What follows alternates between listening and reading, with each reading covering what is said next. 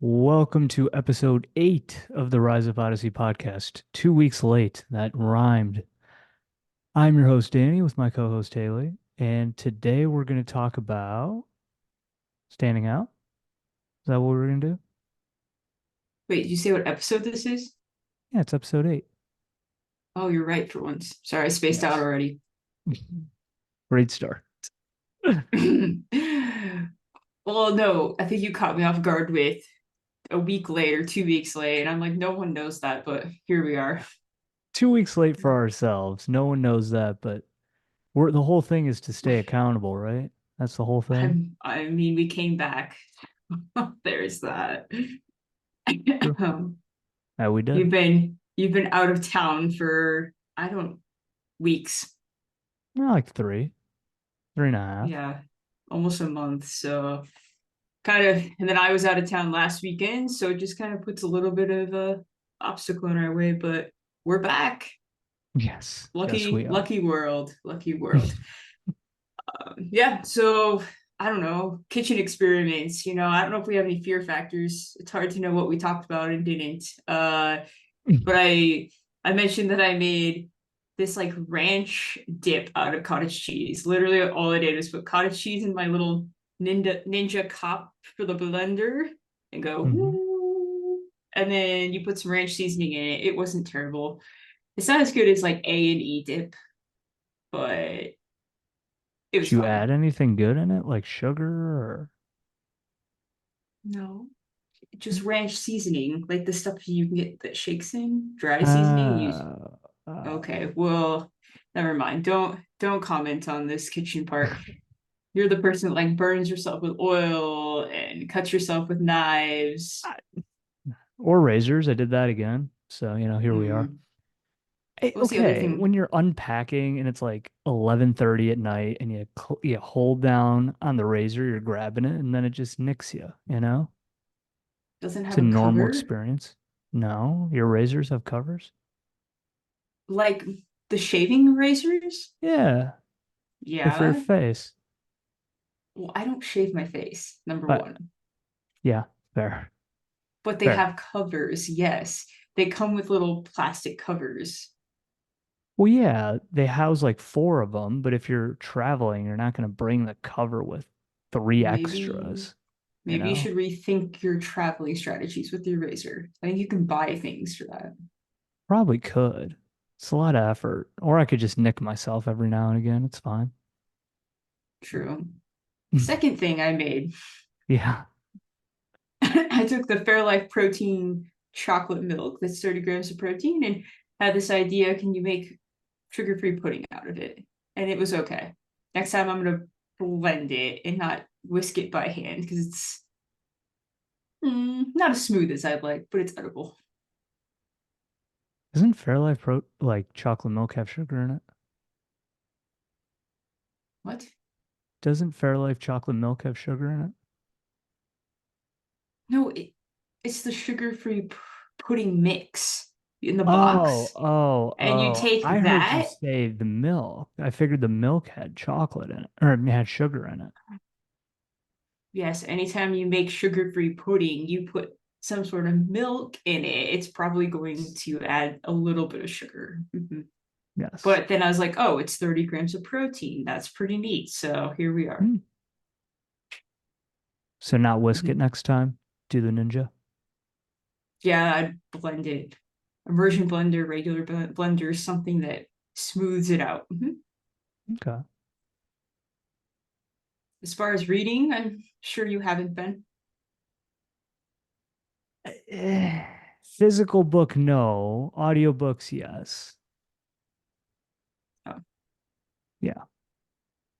But you've been reading, I know that. What yeah, I have you know. been reading? The same things, same books last time. Build for Tomorrow and what is it? Everything about fat loss. I kind of go between the two. Did it slow down for you? What? Like it wasn't as interesting? Because I figured by now you would have finished both of them. I think I'm just reading less, like segments. Like I want to actually process it. So I read a page or two, a part of it, and then kind of journal off of that, essentially. Hmm. would you recommend to others? It's definitely a skill. Yeah. You could Fair. try. How about you try that this week and then next week report back? I could do that. One page? Sure. I'll Write read this one down though. page. Okay. No, Like not a right page. now? No, not not read a page, like a small section. It could be Okay. 3 pages. It could be four. Hmm. But then you sit down and you don't write what you read. You write how it can apply to your life or something that comes up while you're reading that Okay. applies to the topic. Hmm. Reading, you have to have a good book. If you don't have a good book, you're not going to want to read. That Well, is the lesson I've learned. do it with the audio. I don't care how you get the information. Yeah, that's true. Well, the whole idea Okay. is to like continue the skill of reading, right? It's the whole idea behind that. I think just learning. Yeah. I don't think you have to read it, but as long as you're taking information in and then you're sharing it back out in some way, taking actionable steps, you're not just putting it in your brain to put it in your brain anymore. Because we're taught to Which do that. we've In done a school, they're just lot. like, hey, memorize this, vomitize it back out, and then good luck. I don't know how it applies to life, but it does. Yeah, like I mean, calculus. I didn't do calculus, thank God. Oh, okay. Trig? Y'all do trig? Just anything. Yeah. I only think of I math as mean, like stuff I don't use on a daily basis that they told us we would use on a daily basis. just a lot of the things. Like, yeah, there's some skills involved, but most of it they just want you to memorize and to take tests over, and then you forget it all.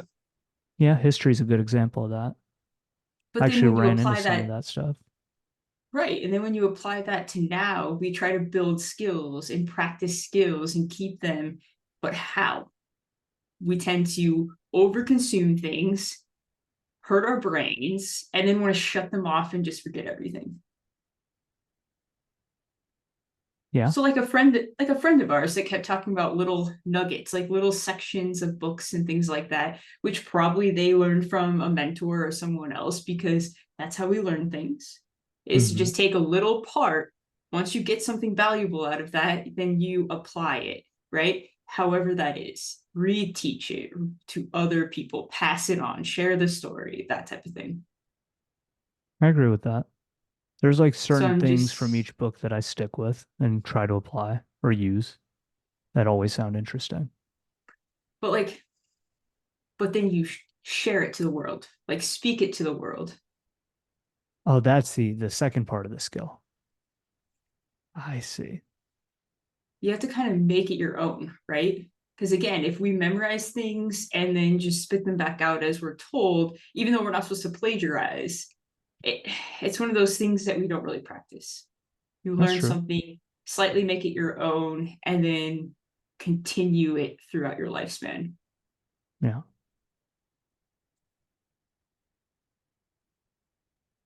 So reading, applying, speaking, all communication.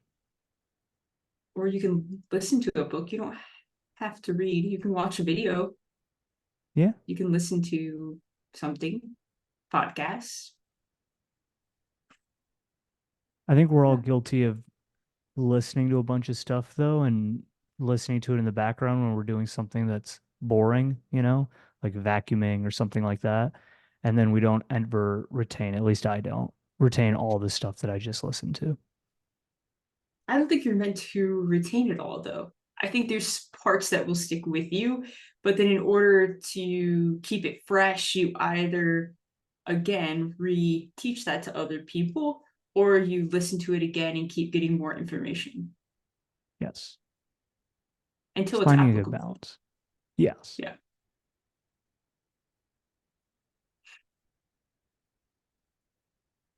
So sticking out, that's the whole topic. Well, I mean, going into overconsumption that we just talked about, I think pivoting into our topic of like how to stand out in a world that's very crowded. Hmm. Like, how do you become a unicorn? You know, like everyone looks the same, everyone's trying to act the same, everyone's trying to conform, but at the same time, we want to stand out. So, how do you do that? Find out what makes you unique and then share that with the world, whether But that's how do you do social that? media or wait, how do you what? Find how you're unique. Mm-hmm. I think a good way of doing that is just asking the people closest to you what what makes me unique, or what do you think I'm really good at, or where do you see me doing well.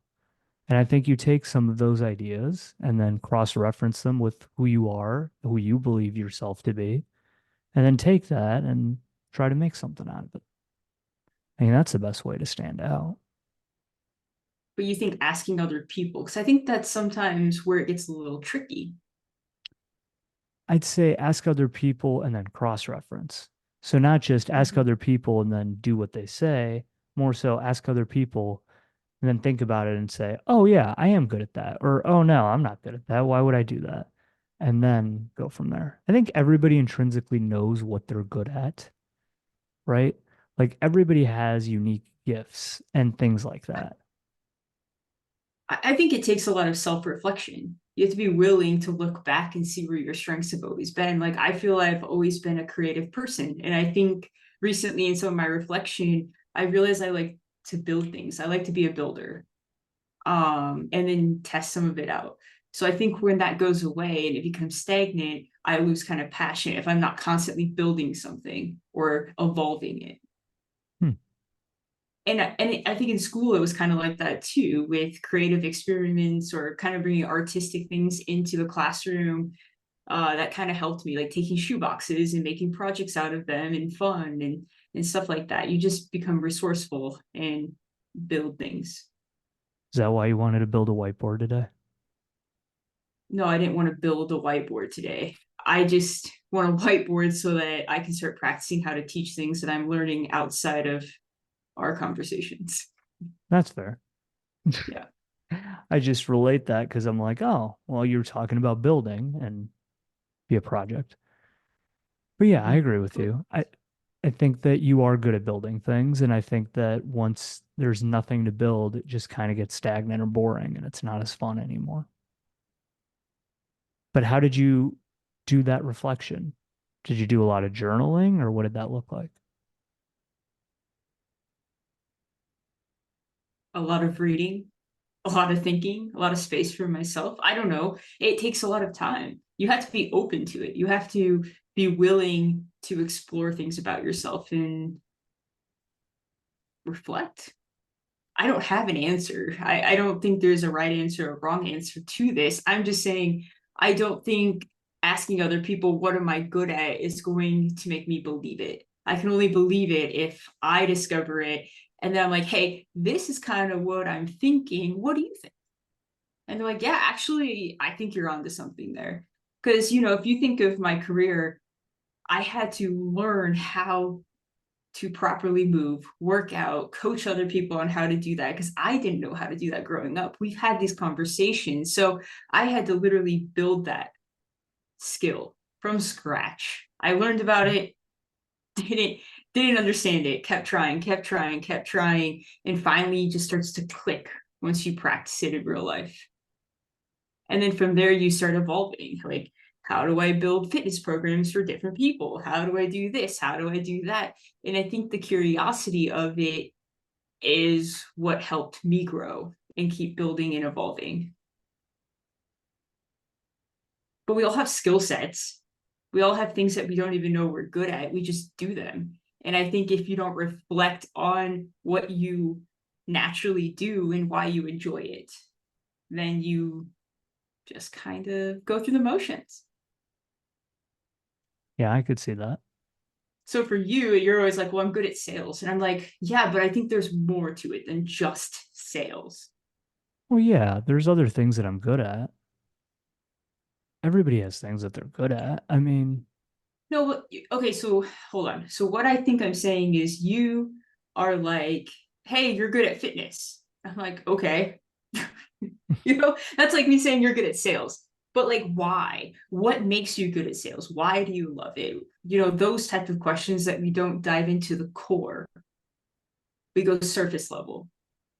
right. And that's why I said when you ask others, you kind of take that advice and then you cross-reference it with yourself. Then you do that deep reflection. You're like, hey, okay, they said that, for example, I'm good at sales.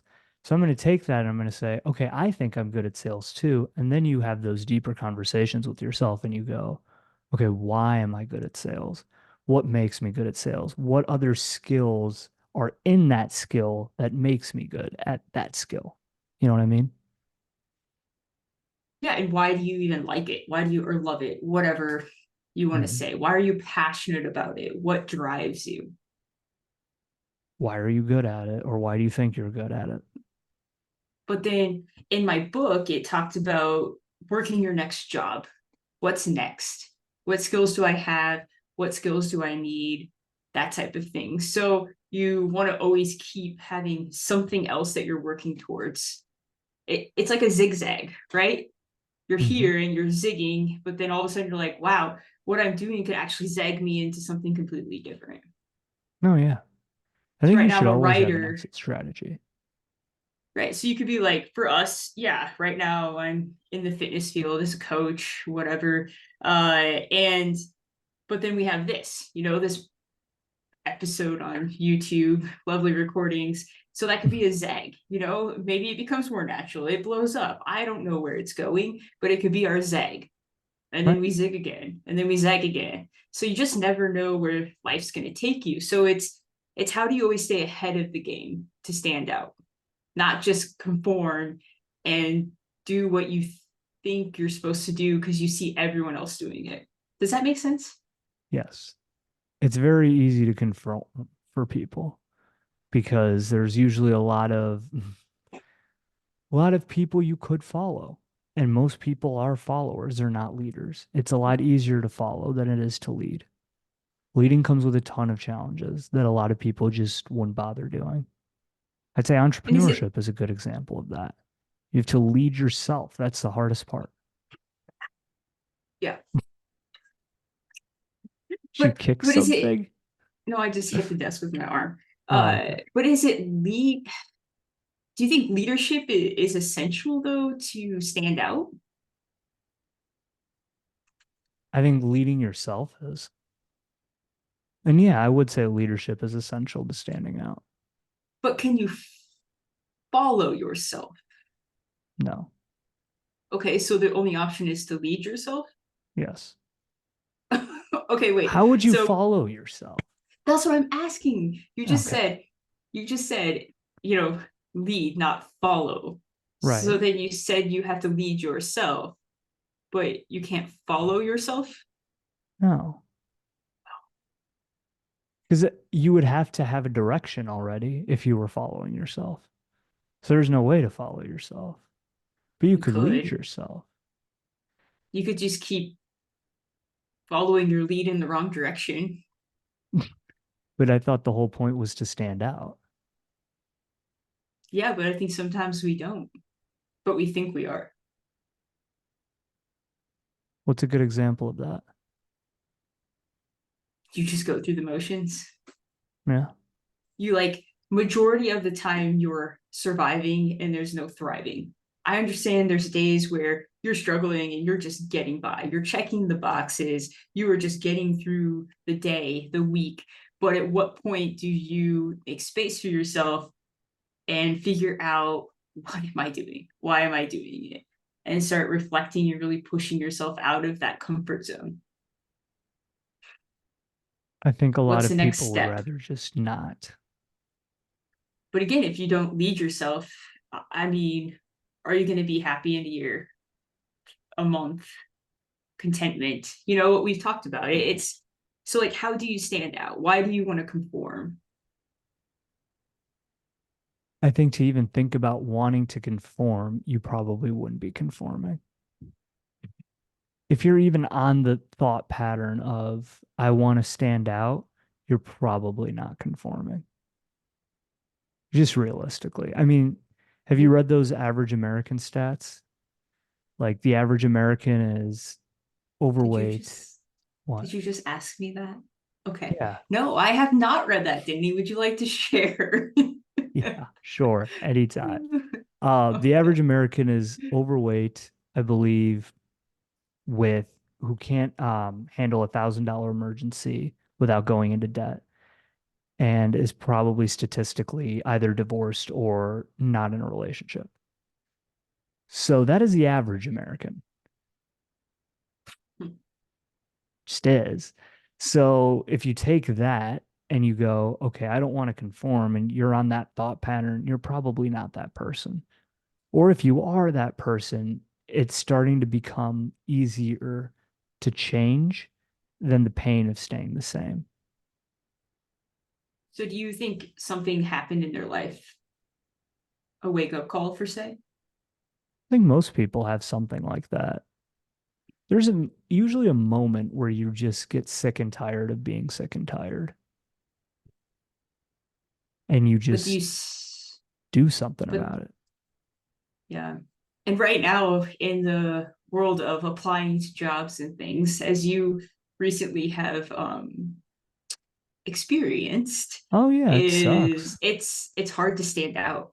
You have your resume, but there's what, hundreds of people applying to these jobs potentially, depending on where they are, probably mid-level for both of us. Yeah. And so even getting a chance to talk to someone is a good step, but then you get to those final steps and you really get in your head, don't you? It's easy to. And you're like, wait, against all these other people that I don't even know who they are, I know nothing about them, I just know other people applied. Am I capable to do this job? Am I worthy of doing this job? Could they do it better? You start asking yourself all these questions. So I think that's like where, how do you stand out when there's 100 people applying for the same job that you were?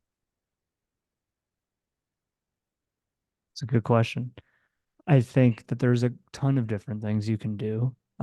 Just being on the sales end of things, you could make a Vidyard video and introduce yourself to the hiring manager. Not many people will do that. I would say that that was advice I'd gotten from a mentor when I was actively looking, and to be proactive and reach out to these folks. Um, and I never did. But the first time I did, I got the job. So But you that you did reach out to people directly on LinkedIn, didn't you? not VPs. I reached out to one, Oh, and the I one I mean reached that out to okay. got back to me and gave me a job. So Okay. I highly recommend doing that. Kind of selfishly don't want to say that because I don't want the market to get saturated. Yeah, exactly. But it's a lot of it is about who you know, and it's also about what you say, right? That in that example, that person had posted a ton of podcasts that VP had. And I actually took the time to listen to them, and I actually resonated with a lot of the stuff that he said, which is what I put in my message, because it was true. So don't lie to get an interview. Never do that. But It will come actually, back. it will always come back to haunt you. Yeah. So find something that you truly resonate with, or, not every VP is going to post podcasts. Not everybody's manager will be a VP, but in this example, just find something about that person that's special. Oh, maybe they volunteer on the weekends at an animal shelter. Talk about how that, if that's important to you, how you related to that, or your previous volunteer experience, or something like that. Get common ground with folks, because people are just people. They want to give you a shot. They just need to know why they're giving you a shot. Mhm. And then, if you get an initial phone call, you don't hear back, maybe you should just reach out directly. Hmm. All these things are super uncomfortable, but you go in and you find their number and you give them a quick ring and you're like, hey, haven't heard from you, just wanted to see how things are going with the job, etc. Just a quick little reminder that you exist. Yeah, that was your fear factor because last week. You didn't want to do that, because but you did it. what do you what do you have to lose? Nothing. Right. That is the one thing I think we found out the hard way is you look at it and you just ask yourself, what's the worst that can happen? You don't reach out and you don't get the opportunity, or you reach out and don't get the opportunity. So either way, what are you going to be more proud of? Yep. Taking the scary stuff and doing it, reaching out directly in an appropriate way. Like don't be sending them text messages or something like that. But I think professionally LinkedIn, or if you've had a call with them, to reach out again. Yeah. Don't be too aggressive. That goes for salespeople as well, Mhm. depending on the industry you're in. Because Being sometimes you have patient. to be very aggressive. But yes, Eh, patience is a virtue. mhm.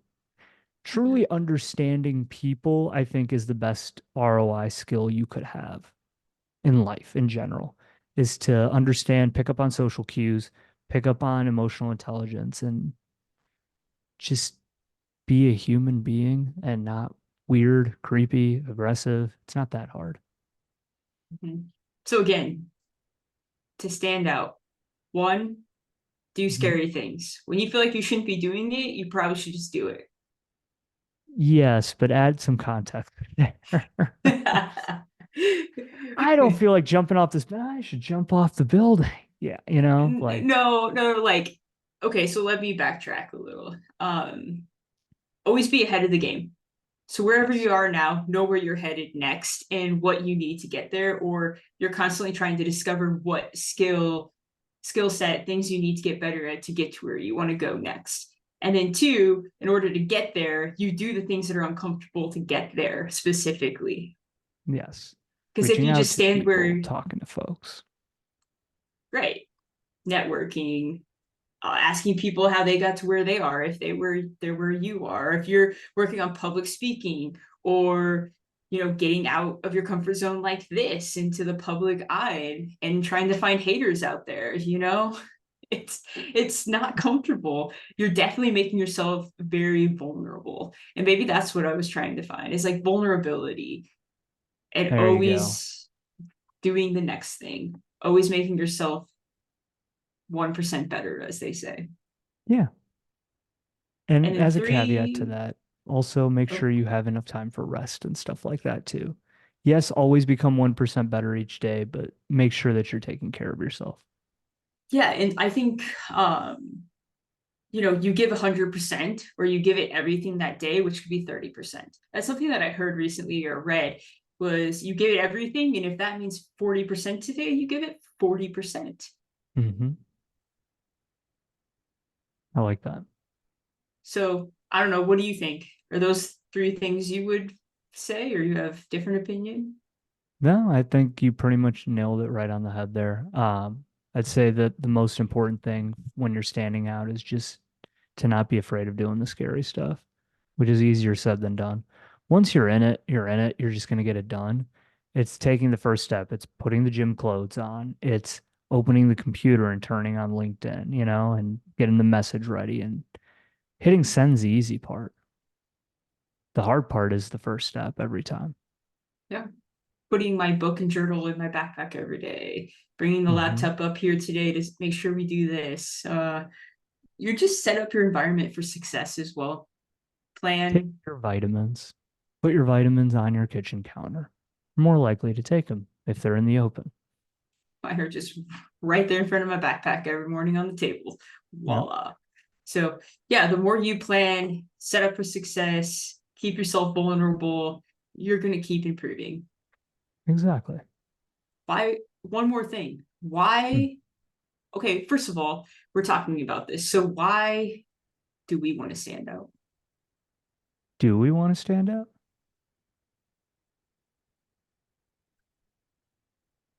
Yes. Okay. Why do you want to stand out? That's the only way you can make a real impact in the world. Yeah, that's fair. It's like the quote I told you, be the change you want to see in the world. Gandhi. If if I don't live that way, then I'm just going to be like everyone else. I agree So with if that. I'm constantly changing and sharing that into the world, that's going to make me vulnerable. That's going to make me have to constantly improve myself. And yeah, that just is a recipe for helping people, right? Impacting, changing. I'm not going to change the world myself. Don't get me wrong. But I think each person you come in contact with, you can help change their life a little bit. Well, it's a network effect. I think it's like everybody knows what 150 people, and then they know 150 people. And so it's like you're two people away from, I think it was a billion people. So if Well, you when look you at it go that out, way, or when you go out, you run into people that know people that you know, and all hmm these weird stories you and I could probably talk about where we met someone and they're like, "Oh yeah, do you know this person?" I'm like, "Yeah, that's my sister." That happened recently. Yep. Yep. So it just weird stuff happens how we are all more interconnected than we think we are. Yep. And you, But like, why? when you Huh? probably have connections, everybody does. Sometimes they don't want to use them too. But the more you hide and don't put yourself out there, the less connected you're going to be. I agree. Why does Danny want to stand out? I mean, yeah, impacting the world, great. That's a good one. I think for me, it's just there's no other alternative. You could just be the average American, or you could get up and do something about it. What's the Yeah, purpose? I was at Costco today. We'll finish this off with a story. I was at Costco Oh today, no. and I was Um, appalled by the physical condition of this country. This is my soapbox. I genuinely am upset at what this place has become because I remember going to Costco even 10 years ago. Everybody was fit, healthy. Everybody is a sheep now. There was an entire line at the self-checkout, right? 15 people deep. If you were to just go 2 aisles down and make a corner to the left, nobody in line at where people are checking out, where it's just someone there. And I'm just sitting there like, are people really this much of a sheep at this point? Like, really? And you could say I'm the bad guy for cutting the line. Sure. There was no line there. okay, So, wait. hmm, People were okay, so just so we understand, there were yes, people in this line, yes, for self checkout. and then you kind of bypassed the line because you saw there was an opportunity for efficiency. Yes. So you were okay, got you. Moving I on. So I you wasn't cut going the to wait. line. No, but people could say that I cut Okay. the line, which fair enough. If you think I did, I did. Sure, I'll admit it. But at the end of the day, what has become of my country? We Like, I just just talked about look, this. I know it just makes me sad that nobody has a brain anymore. You're just sitting there with 15 people and you're just like, there's so many open opportunities right here. Why are you going for where everybody else is? And yes, uh, and I will end with this. There was maybe 15 to 30 people I saw that were actually healthy. When they say that stat that almost the average American is overweight and almost, I think it's like 2/3 of people are in this country, they're not kidding. They are. And it's genuinely upsetting to me. So that's my soapbox for the day. And if you have thyroid So conditions, medical conditions, I understand. This isn't for those people. This is we're people who are just lazy. well, and not just overweight is unhealthy. There's other factors that go into healthy individuals, etc., Yes. in the statistic. But Yes. And like BMI is not heart the and answer. Yes. Yes. cholesterol Yes. and Yes. Yes. diabetes. But That's why I yes, said medical conditions need not apply here. well, yes and no. But anyway, we don't have time for that today. So the moral of the story here is Danny chose to stand out so that he could check out faster and get home. So you stand out in the crowd so that you get further in life. Yep. Take the opportunity. Don't do what everyone else is doing. Do what you want to do. That's a great place to end it because it looks like we have less than a minute left on our free Zoom trial here. So this was What a great episode episode. this was episode 8 of the Rise Up Odyssey podcast. I'm your host, Danny, with my co-host Haley, and we will see y'all next week. Yep.